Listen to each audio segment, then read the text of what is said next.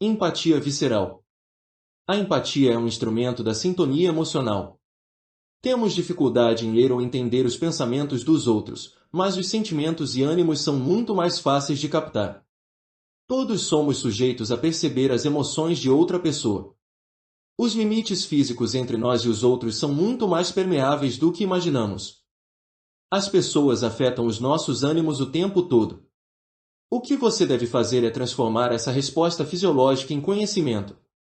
Preste bastante atenção aos ânimos alheios, indicados pela linguagem corporal e pelos tons de voz. Ao falarem, os indivíduos demonstram um tom de sentimento que está ou não em sincronia com o que dizem. Esse tom talvez seja de autoconfiança, insegurança, autopreservação, arrogância, frustração, júbilo, e se manifesta de forma física na voz, nos gestos e na postura. A cada encontro, você deve tentar detectar isso antes mesmo de prestar atenção ao que dizem. Esses dados serão registrados em você de forma visceral, na sua própria reação física aos outros. Um tom defensivo da parte deles tenderá a criar um sentimento semelhante em você. Um elemento fundamental que o leitor deve tentar compreender são as intenções das pessoas. Há quase sempre uma emoção por trás de qualquer intenção, e além das palavras, você deve se sintonizar com o que o seu interlocutor quer, com os seus objetivos, que também serão registrados de maneira física em você, caso preste bastante atenção. Por exemplo, alguém que você conhece demonstra um interesse súbito e incomum na sua vida, lhe dá o tipo de atenção que você nunca recebeu antes. Seria isso uma tentativa verdadeira de conexão ou uma distração, uma maneira de amansá-lo para que consiga usá-lo para os próprios propósitos?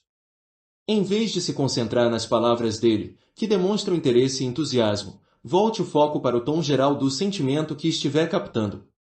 Quão atento ele está ao que você diz. Ele mantém contato visual de forma consistente.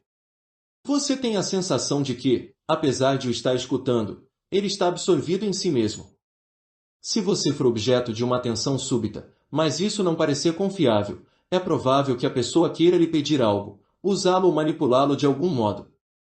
Esse tipo de empatia depende, na maior parte, de neurônios espelhos, aqueles neurônios que disparam no cérebro quando vemos alguém fazer algo, apanhar um objeto, por exemplo, como se fossemos nós mesmos realizando essa ação. Isso nos permite nos imaginar na situação dos outros e sentimos como devem se sentir.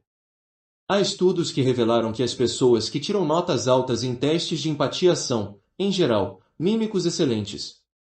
Quando alguém sorri ou se encolhe de dor, elas tendem a imitar a expressão de forma inconsciente, o que lhes dá uma impressão do que o outro está sentindo.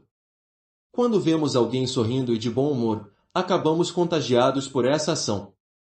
Você pode utilizar esse poder de maneira consciente para tentar penetrar as emoções dos outros, seja imitando de forma literal as expressões faciais ou invocando lembranças de experiências similares que despertaram essas emoções. Antes que Alex Haley começasse a escrever Negras Raízes, ele passou algum tempo no interior escuro de um navio, tentando recriar o horror claustrofóbico vivenciado pelos escravos. Uma conexão visceral aos sentimentos destes lhe permitiu se inscrever naquele mundo. Além disso, espelhar as pessoas em qualquer nível produzirá uma resposta empática nelas. Isso talvez ocorra num aspecto físico, o que é conhecido como o efeito camaleão. Aqueles que se conectam de forma física e emocional numa conversa tendem a imitar os gestos e a postura um do outro, com ambos cruzando as pernas, por exemplo. Até certo ponto, você pode fazer isso conscientemente a fim de induzir uma conexão, imitando alguém de maneira deliberada. De modo semelhante, sorrir e assentir com a cabeça enquanto seu interlocutor fala vai aprofundar a conexão. Melhor do que isso, você será capaz de entrar no espírito dele, absorvendo seu estado de humor profundamente, refletindo-o para aquele com quem está interagindo.